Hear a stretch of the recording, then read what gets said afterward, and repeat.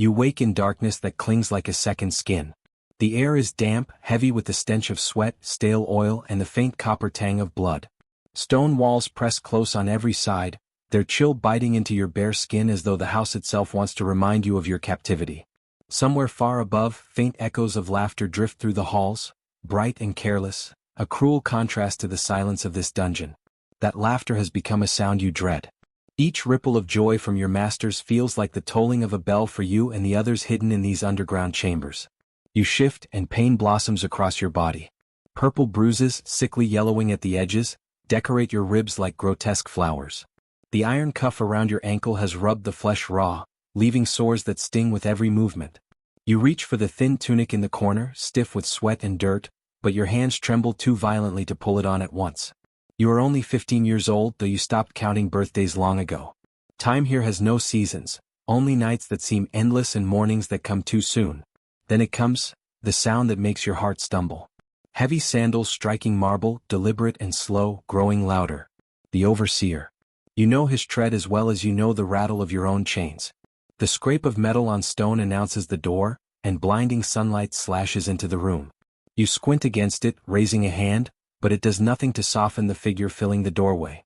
He is a mountain of scar and sinew, a man built not by labor but by cruelty. His face, crisscrossed with old wounds, is a map etched by years of breaking the spirits of those younger and weaker.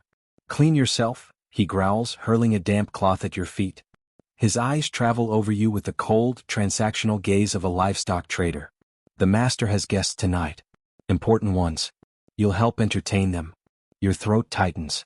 You understand the meaning.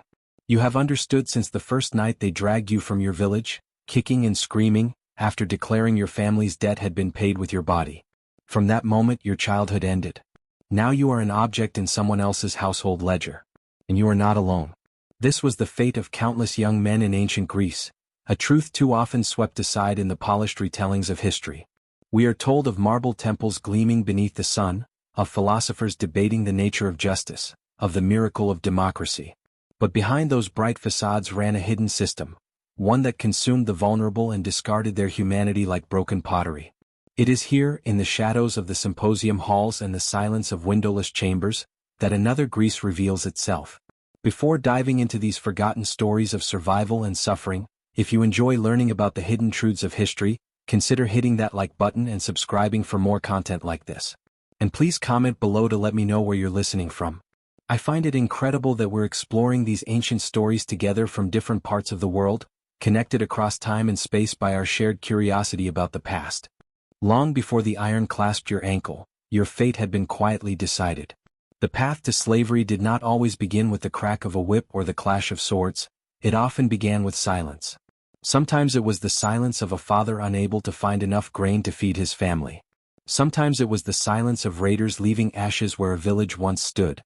And sometimes it was the silence of neighbors whispering about a boy born too beautiful in a world that saw beauty as a commodity to be harvested, traded, and consumed. In the scattered villages of Greece, life clung to the edge of survival. Families rose each day with the sun, praying that their work would be enough to ward off hunger. A bad harvest, a sick animal, or the injury of one breadwinner was often enough to tip the balance from survival into desperation. In those moments, creditors descended like hawks on the weak. They did not care about future harvests or promises made with trembling voices. They wanted payment in flesh. Imagine such a village, a cluster of mud brick homes pressed together in a valley between olive groves. Smoke curls lazily from small hearths, children run barefoot through the dust, their laughter mixing with the bleating of goats. The world is poor but familiar, held together by fragile routines. Yet one season of merciless sun can unravel it all. The drought comes without mercy. Week after week, the sky remains a blank sheet of fire, its heat pressing down on fields until barley stalks wither into brittle husks. The olive trees, gnarled and ancient, yield only shriveled fruit. Wells that had sustained life for generations cough up mud, then air. Families gather each evening to stare at empty bowls, at children who no longer laugh as they once did. Choices must be made, choices no parent should ever face. First, they sell their goats, the only wealth they truly possess. Then go the chickens, the sheep, even the few tools handed down through generations. Then jewelry, if there is any. By the time these are gone, desperation begins to erode the boundary between love and survival. Parents begin to look at their children with a different kind of calculation, one shaped by hunger and despair. It is then that the merchants arrive. They do not appear in fury or violence, but with smiles and ledgers, their chains neatly coiled like serpents at their feet. They speak with honeyed voices of opportunity. They offer silver, enough to keep a family alive through winter, in exchange for 20 years of service from a son or daughter. To starving parents it can sound almost generous. The village square becomes a marketplace of sorrow. A boy of 12 is led forward, his father refusing to meet his eyes. A girl is examined like livestock, her teeth inspected, her arms pinched to test for strength. To the children, the words spoken around them, promising, good breeding, suitable for household service, carry no meaning yet. But to the adults, every word is a price tag. Your father's hand shakes as silver coins drop into his palm, the weight of each piece pressing down like a year torn from your life. Your mother turns her face away, her sobs muffled by her hands, as if refusing to look could erase what is happening. The lie slips easily from their lips. It's only temporary. You'll learn skills, earn money, and come back stronger. This is an opportunity. But you are 12, and you cannot understand the mathematics of desperation. All you understand is that your father will not look at you, and your mother's shoulders shake with grief she cannot voice. And somewhere deep inside you know the truth, you are not being sent away to learn, you are being sold. The moment the silver clinked into your father's hand, your fate was sealed. You could not yet grasp that each coin gleaming in the sun was not just money, it was a year of your life. You stared at the small pile of metal, wondering why it made your father's face look so pale, why his eyes stayed fixed on the ground as though the earth itself condemned him. Your mother's tears fell silently, but she did not protest. The transaction was swift, efficient, and devastating. The merchants spoke in the language of reassurance. They promised training, safety, even opportunity. They said you would one day return with wealth enough to buy land, perhaps even to raise a family of your own. Their words dripped like honey, but you could not ignore the sourness beneath. Every phrase was practiced, designed not for you but for the parents who needed to believe they were not selling their child into misery. To them the promise was survival. To you it was betrayal. The chain was clasped around your neck, the iron cold against your skin. Its weight was more than physical. It was the weight of knowing your freedom had been measured, weighed, and traded. Other boys stood beside you, their eyes wide with fear, some too young to understand. A few clutched scraps of cloth or wooden toys their mothers had forced into their hands at the last moment, fragile tokens of lives already gone. The march began at dawn. The merchants, mounted on horses, led the human caravan away from the valley. Dust rose in clouds behind you as bare feet slapped against the rough road. The sun, once a familiar companion in your village, now seemed like a merciless overseer, burning down on your bent shoulders. Days blurred together. You walked until blisters bled, until your throat burned with thirst, until the boy beside you collapsed from exhaustion and was dragged forward again by the whip. At night, the merchants drove stakes into the ground and fastened the chains to them. You lay in the dirt with the others, your cheek pressed to the cold earth, listening to muffled sobs in the darkness. Sometimes a child cried out for his mother, but by the third or fourth night, those cries had turned into silence. The older boys spoke little. Their silence was heavy, filled with a wisdom you were too young to understand, that hope was a luxury more dangerous than hunger. They had already seen where hope led, to deeper pain when it was inevitably crushed. And then came the inspections. Along the road, men of wealth sometimes approached the caravan to examine the merchandise. Their robes marked them as citizens of status, their fingers adorned with rings that caught the sun. They moved among you like farmers at a market, prodding arms, checking teeth, gripping jaws to inspect bone structure. You began to recognize the different types. Some looked for thick arms and sturdy backs, labor for the fields. Others watched for clever eyes and calm obedience, candidates for household service. But there was a third kind, and their touch lingered longer than the others. They were not looking at your muscles or your strength. They studied your face, the curve of your neck, the softness of your youth. When their fingers brushed your skin, it was not for labor, they were buying beauty. These were the buyers you learned to fear most of all. By the time Athens came into view, your childhood was already behind you. The hills, the roads, the sea glinting in the distance, none of it mattered anymore. You no longer saw landscapes, only chains. You no longer felt like a boy, only a body moving forward, one link in a procession of despair. Your father had sold you for silver. And now you belonged to someone else. The road to Athens was long, a ribbon of stone and dust that cut through hills and valleys, through fields that once might have seemed beautiful but now stretched like an endless punishment. Your world shrank to the length of chain between your neck and the boy in front of you. The iron links rattled with each step, a grim music that became the heartbeat of your days. The merchants were methodical. At sunrise they roused the caravan with kicks and shouts, forcing you to your feet whether your body could bear it or not. The march began again, blistered soles scraping against the earth, shoulders bent beneath exhaustion. The younger boys wept until their voices broke, calling for mothers who would never answer. The older ones walked in silence, eyes fixed forward, already hollowed by the knowledge that tears would earn nothing but blows. Each night the caravan was staked to the earth. Wooden posts driven deep into the ground became anchors for your chains, as if the merchants feared that even in your weakened state, you might vanish like mist in the morning.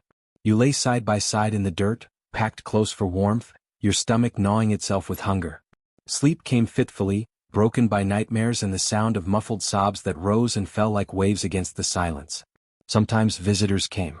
Men with the soft hands of wealth, their cloaks rich with dyed colors that peasants could never afford. They moved among the boys as farmers move through livestock pens, checking teeth, testing muscles, lifting chins to examine faces. Their eyes were not cruel in the way the overseers were. They were worse, calculating, detached, as though you were nothing more than a set of features and measurements to be compared against some invisible scale of value. You began to recognize them. There were those who sought strong backs, their gaze pausing on shoulders that might swing a sickle from dawn until dusk. These were the agricultural buyers, men who measured life in harvests and toil. Others looked for intelligence, for compliance, for signs of quick understanding. They wanted household slaves, servants who would respond swiftly to commands, who might one day manage kitchens or account for stores. And then there were the third kind. You learned to dread their visits most of all. They wore perfumes that masked the stench of the caravan, their fingers heavy with rings that caught the fading sunlight. Their touch lingered when they examined a boy's face or ran a hand through his hair. They were not looking for labor or cleverness. They were looking for beauty. To them, youth itself was the commodity, a thing to be consumed behind the closed doors of villas and symposium halls. The landscape rolled past in cruel indifference. Olive groves stretched across hillsides, their twisted branches heavy with shriveled fruit. The sea sparkled in the distance, but its beauty was wasted on chained eyes. Even the mountains, where eagles circled high above, seemed to mock your captivity with their unreachable freedom. What might have been breathtaking views in another life became backdrops to suffering, scenes you barely noticed as you stumbled onward. Your world had narrowed too much to see beauty anymore. All that existed was the chain, the dust, the rhythm of footsteps, and the growing certainty that you would never see home again. Athens. For many, the name meant glory, a city of marble temples, bustling agora, and philosophers whose words still echo across centuries. But for you, entering its heart in chains, the city was nothing but noise, stench, and fear. The slave market struck your senses all at once. The first assault was sound, the roar of voices clashing in endless negotiation. Merchants bellowed prices, buyers shouted counteroffers, women wailed for children already sold, while the rattling of chains underscored every word like a grim chorus. It was not a single conversation, but a storm of commerce in which human lives were reduced to numbers. Then came the smell. The air was thick with unwashed bodies, sweat and urine, fear so sharp it felt like smoke in your lungs. Somewhere nearby, animals bleated in their pens, the lines between cattle and children blurred. And beneath it all was something sourer still, the stench of resignation, of people who had stopped believing anyone would ever see them as human again. Finally your eyes adjusted to the scene. Naked bodies arranged in rows, men and women stripped of clothing and dignity alike. Children barely tall enough to reach your waist clung to their mothers, their tiny eyes round with terror. Old men stood hunched, their backs bent with years of labor, their value reduced to whatever scraps of strength still clung to their bones. Everywhere, buyers circled like predators, their fingers pointing, their voices coolly debating the worth of flesh. You were prepared for the sale. They stripped you, washed you, rubbed oil into your skin until it gleamed in the sunlight. It was not kindness but strategy. Clean merchandise fetched higher bids. Your body, lean and wiry from the march, was now presented as a spectacle of youth. You felt your muscles tighten in shame as strangers' eyes crawled over you. The auctioneer's voice rose above the din, announcing your age, your place of origin, your physical condition. Each fact was recited with pride, as though listing the features of a fine horse. He lingered on your appearance, calling you pleasing and gentle. The words slid over your skin like grease, but the reaction among the buyers was immediate. Heads turned. Eyes lingered. The bids began low, but they climbed quickly as interest spread. Hands pulled at you, one forcing your mouth open to check your teeth, another testing the grip of your hand, another running fingers through your hair. Each touch was an erasure, peeling away another fragment of the boy you once were. You were no longer a son, a brother, a villager. You were a product, a body to be displayed and purchased. The bidding ended with a man whose presence seemed to command the space around him. Middle-aged, well-fed, dressed in silk dyed a deep, imperial purple that only the wealthy could afford. His name, though you did not yet know it, was Lysander. You saw it first in his smile, wide and satisfied, the look of someone who had already claimed you before the silver even touched the auctioneer's palm. His eyes were not cruel in the way of the overseers. They were worse. They were possessive. That day, beneath the marble skyline of Athens, you ceased to belong to yourself. You were Lysander's now. The journey from the market to Lysander's estate was short in distance but infinite in consequence. You were led through the bustling streets of Athens, where free men bargained in the agora and philosophers debated beneath shaded colonnades. The city hummed with wealth and intellect, a place history would one day call the cradle of democracy. But for you, those marble streets were nothing more than the path to another prison. Lysander's house rose above the neighborhood like a miniature palace. Its outer walls were tall and whitewashed, a barrier between the bustling world outside and the carefully curated silence within. When you passed through the gates, the courtyard revealed itself, marble columns gleaming in the sun, walls painted with vivid frescoes of gods and heroes, mosaics on the floor that depicted battles and triumphs. To a visitor, it might have seemed like the dwelling of a man of refinement. To you it was a gilded cage. Inside, the air smelled of roasted meat, olive oil and incense. Servants moved quickly through the halls, carrying trays, sweeping floors, adjusting lamps. Their movements were efficient, but you noticed something in their eyes, nervousness as if each one feared an unseen gaze upon them. Many were young boys not much older than you, each bearing a beauty that seemed less like accident and more like selection. They avoided meeting your eyes, but their faces told you everything, the quiet resignation of the broken, the haunted calm of those who had learned that hope was a liability. It was Demetrius who claimed you from Lysander's hands. The overseer of the household, he was once a slave himself, though the years had sharpened him into something else. Where others bent under cruelty, he had risen through it, mastering its lessons until he became the one inflicting it. His voice was cold and precise as he laid out the rules of your new life. You will be fed twice daily, he said, leading you through the corridors with the authority of a man who controlled everything within them. Barley porridge in the morning. Bread and olives in the evening. Clean clothes once a week. Bathing only when ordered. You eat when ordered. You sleep when ordered. You speak only when spoken to. His steps echoed against the stone, his words slicing away the remnants of your freedom. And then came the rules that froze your blood. You will never look a free man in the eyes. You will never refuse an order no matter what it is. You are here to serve the master and his guests in whatever way they require. What? Food. Cleaning. Entertainment.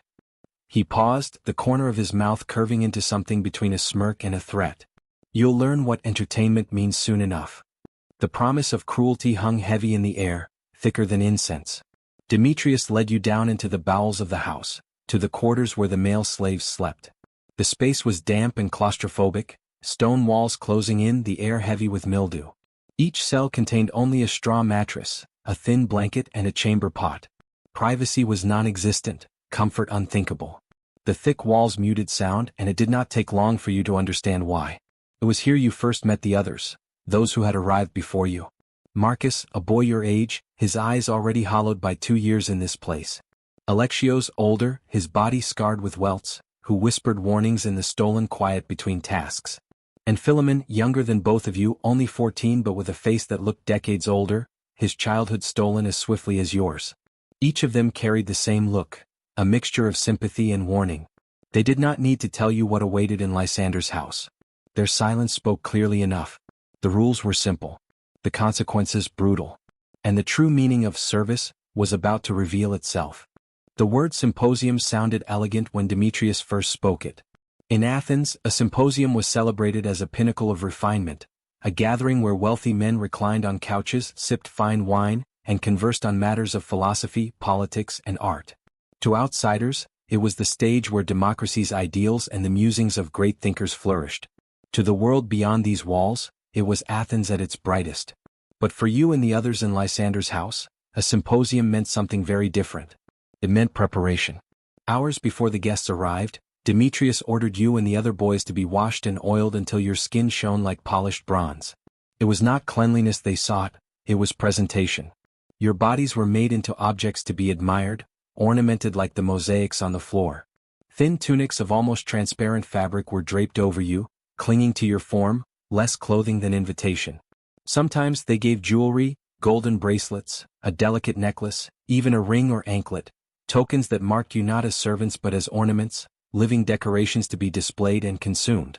Philemon, who had been in the house long enough to understand too much, explained it in a whisper one evening. The wine flows, the talk begins with philosophy, but it never ends that way. They want ideas in the beginning. By the end they want us. His eyes were flat when he said it, his voice stripped of emotion, as though detachment was the only way to survive. And so you learned the choreography. As the guests reclined on couches arranged around the hall, you poured their wine, kneeling carefully, never spilling a drop. You offered trays of roasted meats, honeyed figs, and bowls of olives. You moved silently, taught to anticipate gestures before they were spoken, to vanish when ignored and appear instantly when beckoned. At first, the conversation sounded almost noble. The men debated the meaning of virtue, the strategies of war, the works of poets. They quoted Homer, spoke of Socrates, discussed the laws that shaped the city. To a stranger walking in, it might have seemed like a meeting of the finest minds in Greece. But you saw the other side, the undercurrent that shifted as the night deepened and the wine turned philosophy into laughter, laughter into boasting, boasting into something darker. You learned to read the signs. The way their eyes lingered too long as you filled a cup. The way a hand brushed your arm when there was no need. The silence that fell when you stepped near, as if your presence was no longer invisible but suddenly the center of their attention. The symposium was a mask. By day these men were lawmakers, poets, philosophers, names that would echo through history. By night, with wine loosening their tongues and your body within their reach, they revealed appetites as old as power itself. The symposium was not about ideas. It was about consumption. And the guests would consume more than food and wine. The first time they chose you, you did not understand. You thought perhaps it was another task like pouring wine or carrying trays. When the guest beckoned you to his couch, his voice was smooth, almost kind. He asked where you were from, if you missed your home, if you were being treated well. His hand rested lightly on your shoulder, and for a moment you believed the lie, that he saw you as more than a body. But his questions soon blurred into something else. His hand slid lower, lingering where it should not. When you shifted away, his grip tightened, his smile fading into something sharper, colder. Around you, the other guests had begun to watch, their conversation softening into silence, their eyes gleaming with anticipation. You were not being spoken to, you were being displayed.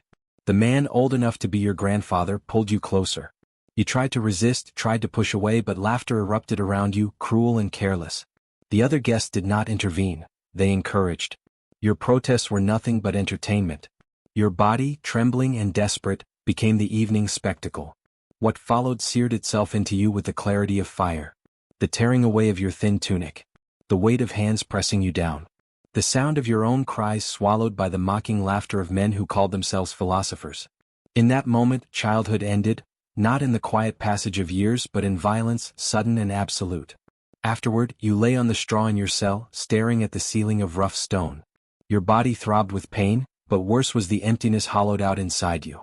You tried to summon memories, your mother's face, your father's voice, the warmth of home, but they slipped away, replaced by the faces of men who saw you only as a toy to be used and discarded. It was not just the cruelty that crushed you.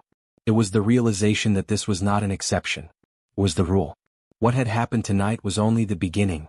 And no one, not your father, not your mother, not even the gods you once prayed to, would come to save you. The days and nights blurred after that first violation. What had once seemed unthinkable became routine.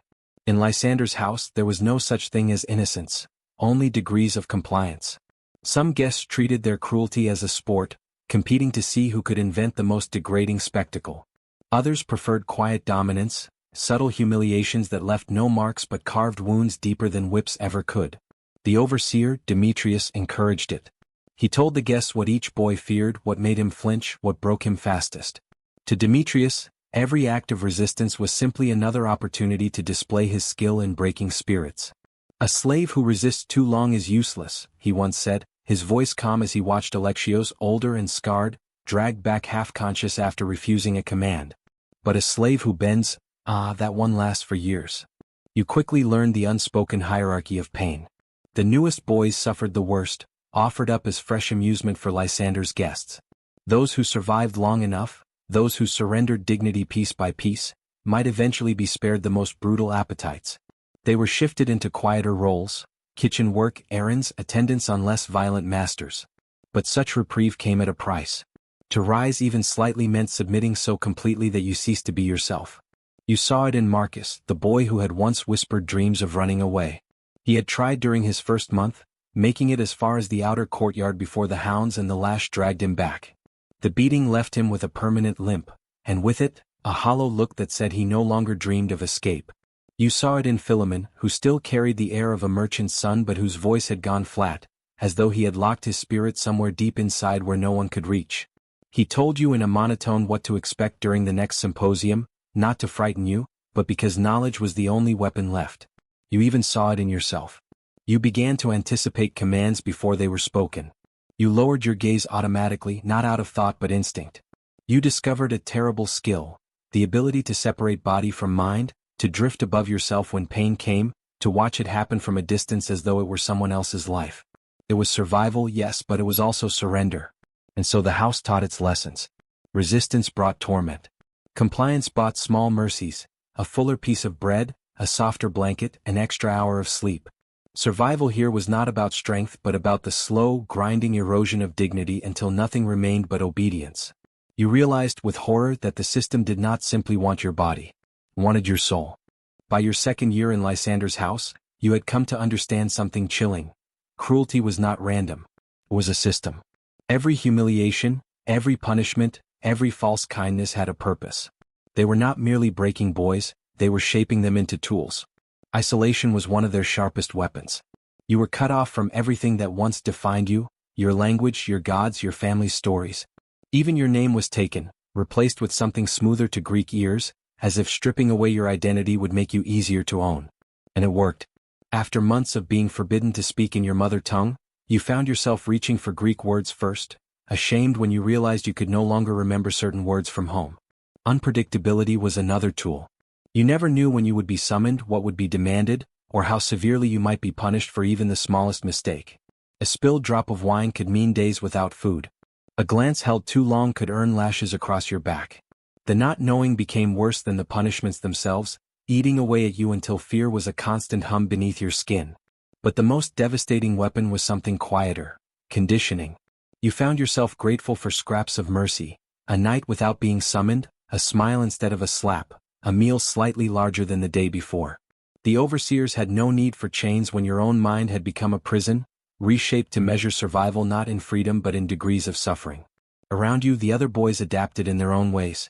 Marcus grew cunning, learning to predict which guest was more likely to strike, which might reward a joke, which could be appeased with silence.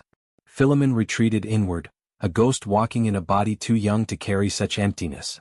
Alexios grew defiant in subtle ways, delaying when he could, stealing a moment of rest, but his scars showed the price of even the smallest acts of resistance. And yet, beneath all this, flickers of humanity survived. In the whispered conversations in the dark, you and the others told stories of your villages, of rivers and mountains, of food cooked by mothers' hands. You shared names of those who had died, vowing silently to remember them. Sometimes, scraps of art appeared, a figure scratched into the wall with a shard of stone, a song hummed too quietly for overseers to hear. These were not rebellions of swords or fire. They were rebellions of memory. The household wanted to erase who you had been and replace it with obedience. But every story told in the dark, every remembered name, every stolen fragment of culture was proof that you were still more than property. And for the masters, that was the one thing they could never fully control. The guests who entered Lysander's house were not nameless shadows. They were men celebrated by their city, politicians, merchants, philosophers, patrons of the arts. To the outside world, they embodied the brilliance of Athens. They built temples, funded plays, debated the meaning of justice in the assembly. Their names were recorded in stone and praised in speeches. Yet, behind closed doors, in rooms filled with wine and music, these same men revealed appetites that would never be carved into history. There was Dionysius, a politician famous for his speeches on civic virtue. In the assembly, he thundered about fairness and justice, about the sacred responsibility of leadership. Citizens cheered his name in the agora, mothers pointed him out to their sons as an example of integrity. But in Lysander's symposiums, Dionysius became something else. He delighted in humiliation, forcing young slaves to perform degrading acts while quoting lines from Homer about honor and courage. His cruelty was not a contradiction in his mind, it was a performance, one he believed elevated his own power. Then there was Cleomenes, a wealthy merchant, celebrated for funding public works and donating to the poor. He was hailed in the city as a man of generosity, a patron of the people. But in private, his generosity twisted into something darker. He inflicted pain as though it were a lesson, striking boys while lecturing about the natural order of society. In his eyes, suffering was not cruelty but education, a philosophy that turned violence into virtue. Most chilling of all was Theophilos, a philosopher who wrote treatises on ethics and the pursuit of the good life. His words filled scrolls copied by students eager to learn from him, his name whispered with reverence in the academy. Yet wine transformed him into a monster who justified every act of depravity with elaborate arguments.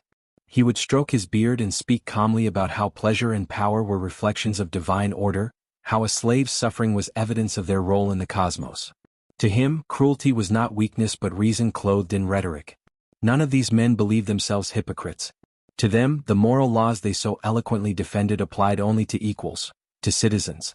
Slaves were property, instruments. They could be broken, used, discarded without the faintest stain on a man's conscience. A politician could be just to his peers, charitable to the poor, and merciless to the enslaved without feeling the slightest contradiction. And so the marble halls of Athens echoed with contradictions that were not contradictions at all. The city that gave the world democracy also gave the world these symposiums, where philosophers discussed virtue while tearing dignity from children. The very brilliance of Greek culture rested on a foundation of unseen misery, and the men who shaped history never saw the irony in their own lives. For you the lesson was clear. The most dangerous cruelty was not wild or savage. It was dressed in purple silk, perfumed with wine, and justified with words that would one day be carved into the foundations of Western thought. As months bled into years, you and the others became a kind of family, though not one bound by joy or choice. It was a family forged in chains, held together by whispers and stolen fragments of humanity. You learned quickly that no one could survive alone in Lysander's house. The overseers wanted isolation, wanted each boy to believe he was powerless, but in the cracks of their cruelty, you built fragile bonds. In the darkness of the cellar, voices were your only warmth. Marcus told stories of his mountain village, of goats leaping across rocky cliffs and the smell of pine after rain. He spoke with a limp in his voice just as in his leg, but his words painted pictures that reminded you both of a world outside the marble walls. Philemon, younger but older in sorrow, whispered of his father's shop, the clatter of coins on the counter, the sound of his mother singing as she kneaded bread. His memories were short, interrupted often by long silences, as though recalling them hurt more than forgetting. Even Alexios, scarred and hardened, shared fragments when the overseers were gone. He told you how to read the moods of guests, how to spot the shift in tone when laughter meant danger. His knowledge was a weapon, passed on in whispers to keep you alive. It was not love exactly, but it was protection, the only kind you had left. You developed a language of glances and gestures, a system that let you warn each other without words. A tilt of the head might mean an overseer was near. A clenched fist might mean a guest's mood was turning violent. A fleeting smile, when given, was not happiness but a reminder, I see you. You are still here. But this fragile family was always under threat. Competition for favor was a constant shadow. Demetrius whispered promises of better food, softer beds, small privileges, if only one boy would betray another. Sometimes the overseers forced choices upon you, pitting one against the other with impossible commands. To refuse was punishment. To obey was betrayal. And so even the bonds that sustained you were poisoned, twisted into another tool of control. Still you clung to them. Because in the absence of real family, this silent brotherhood was all that remained between despair and collapse. Together, you bore witness to each other's lives, ensuring that none of you would vanish entirely into silence. But each night, when the oil lamps dimmed and the house above fell quiet, you lay awake on your straw mattress, staring at the ceiling, and wondered if your true family remembered you. Did your father think of the son he sold for silver? Did your mother weep for you, or had the weight of survival erased her grief? Did your siblings, if they lived, whisper your name in secret? You tried to recall their faces, but already the outlines blurred. The sound of their voices was drowned by laughter that wasn't laughter, by cries that weren't your own. Your past was fading. And all you had left was this shadow family of broken boys, bound not by love but by shared suffering. The abuse in Lysander's house was not always thunderous, not always a spectacle of violence or a nightmarish performance at the symposium. Sometimes it was quiet, woven into the very fabric of daily life, so casual that it almost ceased to feel extraordinary. And that was the most terrifying part. There were nights when philosophers debated the soul while one of you was struck simply because a cup of wine was poured too slowly. There were evenings when a guest recited poetry about love, beauty, and the gods, only to pause mid-verse and demand something unspeakably degrading from the boy kneeling beside him. For these men, cruelty was not a break from their routines. It was part of them, as natural as pouring another cup of wine or lighting a lamp. At first, you waited for a reason behind every punishment. Perhaps you had spoken too loudly or bowed too slowly, or failed to anticipate a command. But soon you understood, there was no logic. Punishment was arbitrary, designed not to correct mistakes but to remind you that mistakes were irrelevant. You were powerless and your suffering existed at the whim of others. Some guests preferred to leave no marks. They dominated through whispers and small humiliations, twisting your sense of self until you questioned whether you were still human. Others were less subtle, using fists, whips, or even heated metal, scarring bodies as if etching their ownership into flesh. And then there were those who delighted in combining the two, pain mixed with mockery, degradation entwined with philosophy, making the cruelty feel less like violence and more like a lesson. To survive, you learned to leave your body. When the worst moments came, you forced yourself to drift above, watching as if from a distance. You saw yourself as an object, a figure on a stage, your pain detached from your spirit. It was the only way to endure. But this escape carried its own cost. With every act of detachment, you drifted further from the boy you had been, until even you began to see yourself as your masters did, a shell, a vessel, a thing. Over time, even your movements changed. Your shoulders hunched, your eyes stayed low, your voice grew flat. You caught yourself calculating the moods of free men automatically, even those who held no power over you, as though your mind had been trained to anticipate the whims of anyone outside your chains. You flinched at sudden noises, at gestures that reminded you of what might follow. And yet, the cruelest transformation was not in your body, nor in your mind, but in your gratitude. You found yourself thankful for the smallest mercies, an extra crust of bread, a night without being summoned, a guest who was indifferent rather than brutal. These were not kindnesses but the absence of violence. Still, you clung to them as if they were gifts. That was how the system succeeded. Not merely by chaining your body but by reshaping your very sense of survival. Teaching you not to hope for freedom but to count your blessings in crumbs. And yet, even in this carefully constructed cage, resistance flickered. Not the kind sung about in heroic epics, not warriors storming city walls or slaves shattering their chains in triumph, but smaller, quieter rebellions, fragments of humanity clung to in defiance of erasure. At night, when Demetrius's footsteps finally faded, the cellar became something more than a prison. It became a place of memory. Marcus whispered stories of his mountains, painting the smell of pine and the rush of streams in the minds of boys who had never seen such places. Philemon, trembling with both fear and determination, recited fragments of songs his mother once sang, so softly the words seemed to vanish into the stone. Even you began to share pieces of your past, the taste of goat's milk warm from the pail, the feel of earth beneath bare feet as you chased your brother through olive groves. These stories were dangerous. They were not just memories, they were acts of survival. By speaking them aloud, you preserved pieces of your stolen lives, refusing to let them dissolve into silence. To remember was to resist.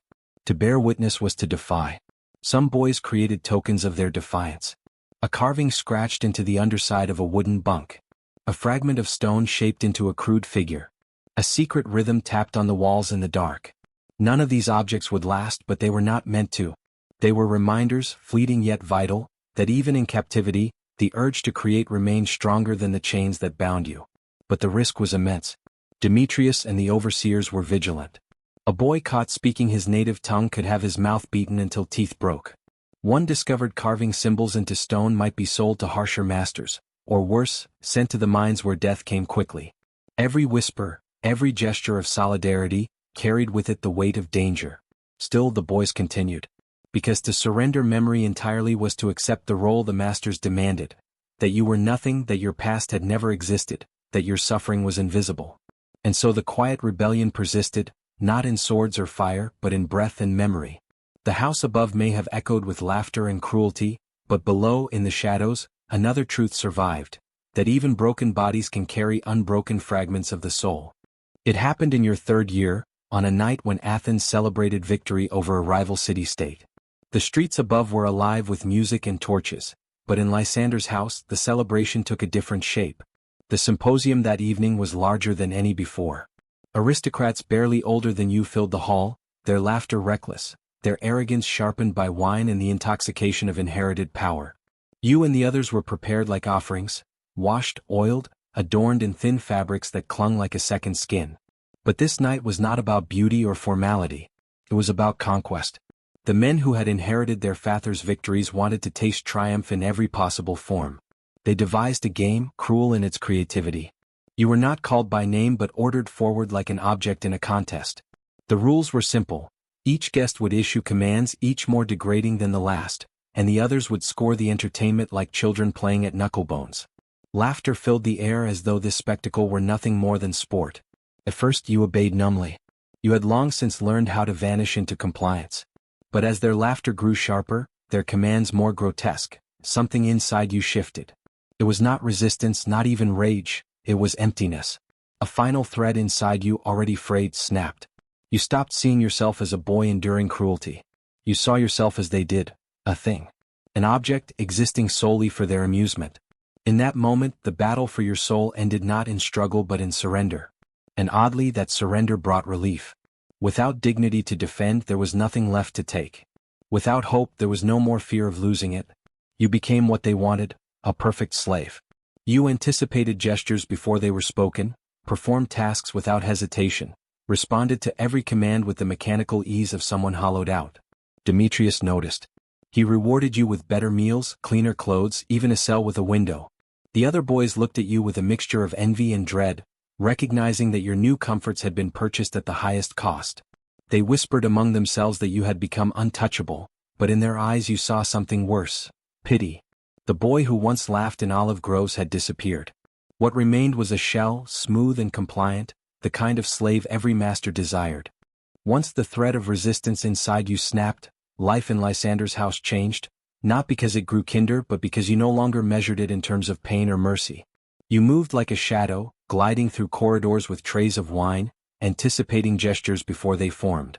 To the guests, you were perfection, obedient, silent, invisible until summoned. To yourself, you were nothing at all. The rewards came quickly. Demetrius used you as an example, parading you before the newer slaves to demonstrate what proper training could achieve.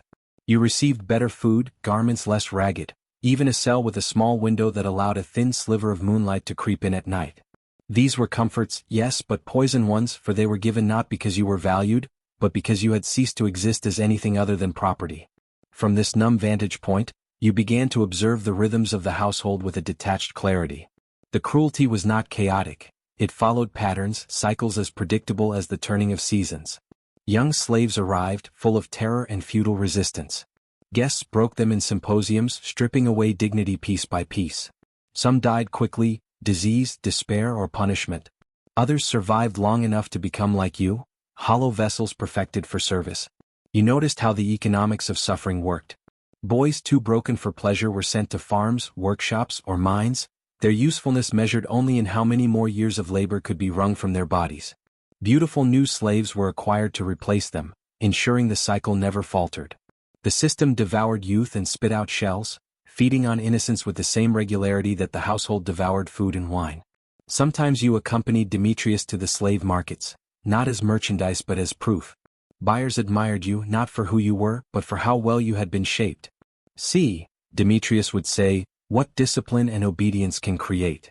And you, the once trembling boy on the auction block, now stood silently at his side, appraising others as they had once appraised you. A boy with too much fire in his eyes, you warned, would take too long to break. Another, frail and trembling, was already too damaged to endure. A third, with the right mixture of fear and beauty, might serve for years. Your words fell coldly from your lips, as though you had forgotten you were describing yourself. The new slaves looked at you with desperate hope, mistaking your survival for strength. But you knew the truth: survival was not life. The boy they saw was already dead. What stood before them was only a husk that had learned how to endure. It was during one of these market trips that you saw him, a boy no older than 13 with dark hair, frightened eyes, and the lean strength of someone raised on hard soil and harder work. In him you saw yourself not as you were now but as you once had been. For a fleeting moment the dead husk inside you stirred. The resemblance was unbearable.